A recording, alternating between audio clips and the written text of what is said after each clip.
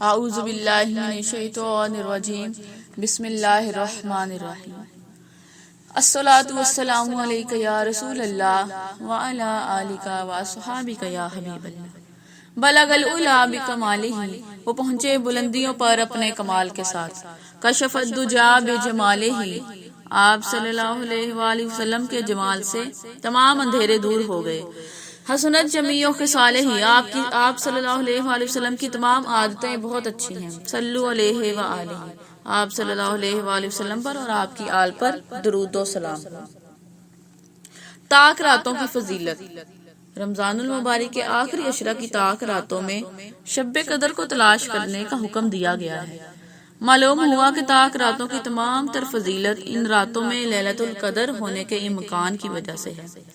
حضرت عائشہ رضی اللہ عنہا سے روایت ہے کہ رسول اللہ صلی اللہ علیہ وآلہ وسلم رمضان کے آخری عشرہ میں اعتکاف کیا کرتے تھے اور فرماتے تھے کہ لیلۃ القدر کو رمضان کے آخری عشرے کی طاق راتوں میں تلاش کرو، بخاری شریف کی حدیث پاک۔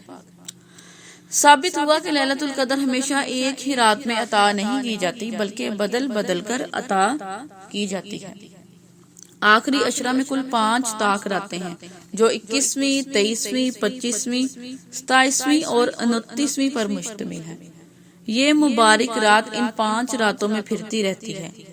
حتمی طور پر ہرگز نہیں کہا جا سکتا کہ کسی رمضان میں کون سی شب لیلۃ القدر ہوگی، لیکن اکثر آئمہ کے نزدیک اس کی سب سے زیادہ توقع 27ویں شب میں ہوتی ہے۔ 21ویں رات۔ حضرت ابو سعید خدری رضی اللہ عنہ سے روایت ہے کہ رسول اللہ صلی اللہ علیہ وسلم نے شب قدر دیکھی تھی، یعنی جس رات رسول اللہ صلی اللہ علیہ وآلہ وسلم نے شب قدر دیکھی تھی اس رات بارش ہوئی تھی اور مسجد کی چھت جو کھجوروں کی شاخوں سے بنی ہوئی تھی ٹپک رہی تھی، اور میری آنکھوں نے رسول اللہ صلی اللہ علیہ وآلہ وسلم کی پیشانی پر پانی اور مٹی کا اثر دیکھا۔ یہ 21ویں رات کی صبح تھی۔ امام شافعی رحمۃ اللہ علیہ فرماتے ہیں کہ شب قدر کے 21ویں رات میں ہونے کی روایات میرے پاس سب سے زیادہ قوی ہیں، یعنی سب سے زیادہ مضبوط ہیں۔ ترمذی شریف کی حدیث پاک ہے۔ 23ویں رات۔ حضرت عبداللہ بن انیس رضی اللہ عنہ سے روایت ہے کہ میں نے رسول اللہ صلی اللہ علیہ وآلہ وسلم سے عرض کیا کہ میرا گھر جنگل میں ہے اور میں وہیں رہتا ہوں اور وہیں نماز پڑھتا ہوں، اور اللہ کا شکر ہے مجھے ایک رات بتا دیجیے، یعنی شب قدر، کہ میں اس رات میں مسجد نبوی میں حاضر ہو کر عبادت کروں۔ تو آپ صلی اللہ علیہ وآلہ وسلم نے فرمایا 23ویں رات کو آ جاؤ۔ حالانکہ حقیقت یہ ہے کہ شب قدر آخری عشرہ کی 5 راتوں میں ایک طاق رات سے دوسری طاق رات میں منتقل ہوتی رہتی ہے۔ 25ویں رات۔ حضرت عبادہ بن صامت رضی اللہ عنہ سے روایت ہے کہ نبی کریم صلی اللہ علیہ وآلہ وسلم ہمیں شب قدر کی خبر دینے کے لیے نکلے تھے کہ آپ صلی اللہ علیہ وآلہ وسلم نے فرمایا، میں تمہیں شب قدر کی خبر دینے کے لیے نکلا تھا کہ فلاں اور فلاں شخص کو جگڑتے ہوئے پایا تو اس کی شناخت یعنی شب قدر کی شناخت مجھ سے اٹھا لی گئی، شاید اسی میں تمہاری بھلائی ہو، لہذا تم اسے آخری عشرے کی 21ویں، 23ویں، 25ویں، 27ویں اور 29ویں میں تلاش کرو۔ حضرت اکرمہ رضی اللہ عنہ شب قدر 25ویں رات میں ہونے کے قائل تھے، صحیح بخاری کی حدیث پاک ہے۔ 27ویں رات۔ ائمہ مجتہدین کے ایک گروہ نے اپنے خیال کے مطابق رمضان المبارک کی 27ویں رات لیلۃ القدر قرار دیا، اور ان کے خیال کے مطابق ہر سال 27ویں رات کی شب قدر ہوتی ہے۔ حضرت ابی بن کعب رضی اللہ عنہ 27ویں رات فرماتے ہیں کہ 27ویں رات یقیناً شب قدر ہے۔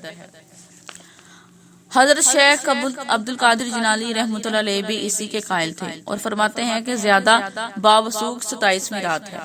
حضرت ابن عباس رضی اللہ عنہ بھی اسی کے قائل تھے۔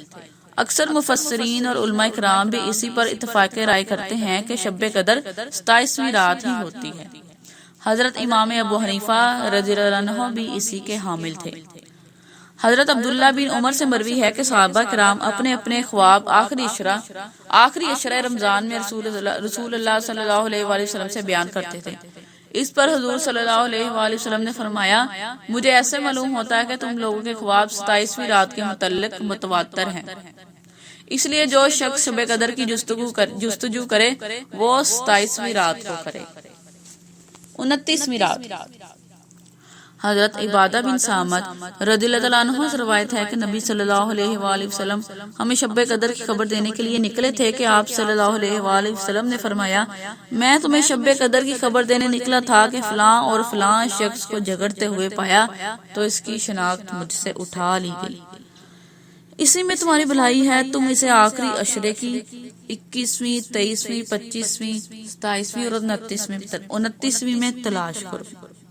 صحیح بخاری کی یہ حدیث پاک ہے۔ وما علینا الا البلاغ۔